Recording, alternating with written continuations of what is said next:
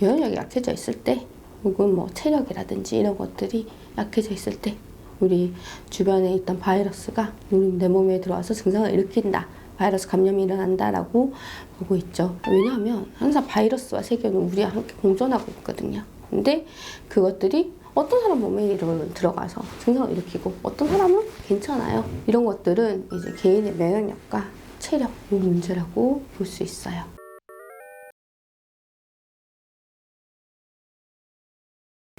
조금씩 달라집니다. 일단 코 위주의 감기, 처음에 목 위주의 열이 나는 감기, 아니면 기침부터 시작되는 감기가 이제 접근이 조금씩은 달라져요. 근데 이거는 뭐 저희뿐만 아니라 양방도 감기는 독감까지도 대증요법을 치료를 하거든요. 증상에 따라서, 현재 증상에 따라서 치료를 한다. 코 위주로 이제 좀 심하게 되면은 코 부종을 막아주고 콧물이 너무 아이가 불편하지 않게, 어른들도 그게 불편하지 않게 해주는 거고요. 기관지염으로 처음부터 가는 친구면은 폐렴을 안 가는 것도 매우 중요하거든요. 콧물 나는 친구도 사실 마찬가지예요. 콧물이 너무 대량으로 넘어가서 걸쭉한 코가 넘어가서 폐렴으로 발전하지 않게 도와주는 것들. 그래서 이런 증상에 맞춰서 우리가 치료를 하게 돼요.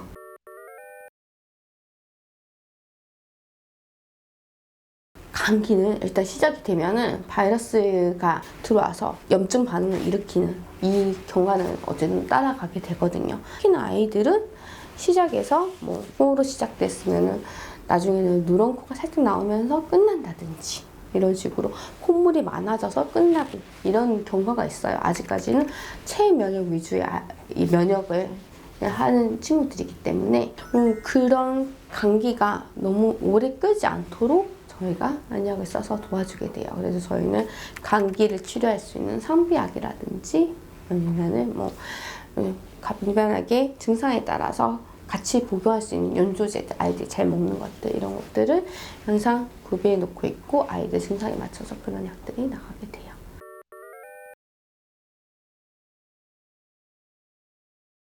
체온 유지. 아이들은 어른들과 달리 세포 분열이 왕성하거든요. 그리고 아직은 땀구멍이 미숙해요. 이게 많이 발달을 안 해있기 때문에 머리는 땀 엄청 많이 나고 이런 친구들 많아요. 우리 애는 열이 많아요.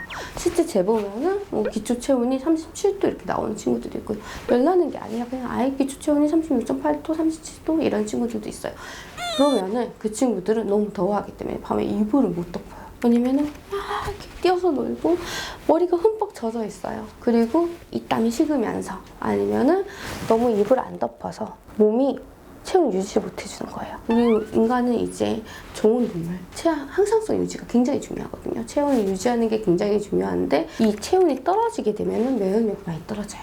반대로 체온이 오르게 되면 면역 세포들이 굉장히 활성화가 되어서 면역력이 높아지게 되고요. 그래서 이런 활동들이 이제 체온에 따라서 많이 좌우가 되기 때문에 이 아이들이 체온 유지가 굉장히 중요해요. 아이가 우리는 너무 더운 애예요 해도 땀나고 이제 체온이 떨어질 때는 알기 때문에 이 체온을 안 떨어지게 막는 힘이 부족해요.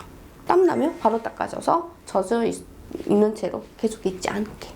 그리고 잠들 때는 아이들이 땀 많이 흘리는 친구들이 애기일 수도 많거든요. 잠들 때는 좀 서늘하게 해줬다가 땀나면 땀 바로 닦아주고 이제 좀 잠이 든 다음에 부모님도 주무셔야 되고 힘드시겠지만 그래도 한번 가서 체크하면서 너무 춥지는 않은지 이불을 덮어준다든지 이런 것들. 평소에도 옷도 추운 날에는 더 챙겨주시고 이런 것들이 아무래도 더 노력들이 필요해요. 그리고 목욕을 겨울임에도 불구하고 하루에 한 번씩 시키는 깔끔한 부모님도 많이 계세요.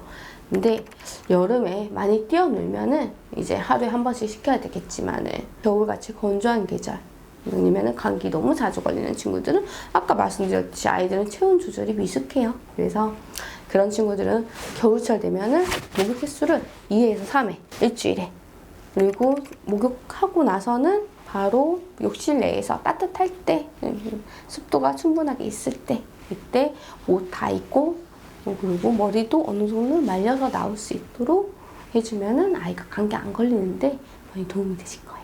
또 두 번째 들 수 있는 게 가정 내에서 환기, 매일매일 통환기 지켜주자. 이거 중요합니다. 여름철에는 20분에서 30분 정도 통환기를 시켜야 되고요. 그리고 겨울철이나 바람 많이 부는 날에는 10분, 15분 정도 이제 환기를 매일매일 시켜주고, 미세먼지 심한 날에도 환기 시켜주셔야 되세요. 대신 환기 시키고 난 다음에는 공기청정기 돌려서 이제 집안 공기가 깨끗해질 수 있도록 해주시고요. 가정 내에 습도와 온도도 매우 중요한데요. 계절마다 달라요. 일단 지금 이 겨울철 기준에서는 19도에서 23도, 습도 같은 경우에 40%에서 60% 이렇게 유지할 수 있도록 부모님께서 챙겨주셔야 되시고요.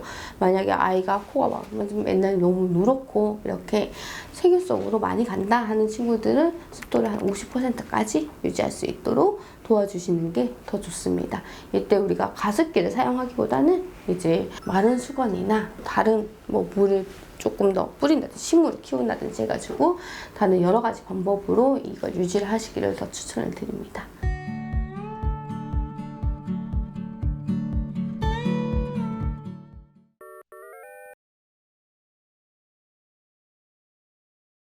아이스크림 먹으면 아이스크림 너무 좋아하는 친구들, 겨울에도 하루에 1개씩 2개씩 먹는 친구도 있어요. 감기 잘 걸리는 친구들은 이제 부모님께서 그 조절해 주시는데, 그게 아니라 비염이 있는 친구들은 부모님께서 충분하게 조절을 못하는 경우가 있어요. 아이가 더 이렇게 많이 먹을 거야 이렇게가 되면은. 그래서 차가운 음식들 그런 것들 조절해 주시면 더 도움이 되죠. 여름에도 아이들 아이스크림 먹고 나서 다시 감기 걸리고 하거든요. 왜냐면 면역력이 약해져요. 그 이후에는 바로 미지근한 물 한 잔을 마실 수 있도록 도와주라고 항상 말씀을 드려요. 그러면은 이제 면역력이 너무 떨어지는 것들을 예방을 해줄 수 있다. 이런 식으로 아이들은 이렇게 미세한 조절이 아직은 굉장히 필요한 친구들이죠.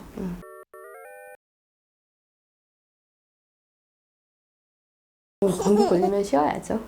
충분하게 휴식을 취해주면 감기는 자연스럽게 낫는 그런 질병이에요. 아이들한테는 면역 학습의 기회가 되기도 하고요.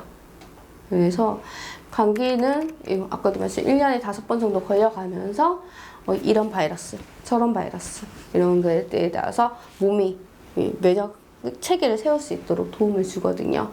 근데 이때 한번 걸리면 잘 나아야 되는데 너무 막 물놀이에 간다거나 야외에 오래 있는다든지 이런 것들은 지양을 해야죠.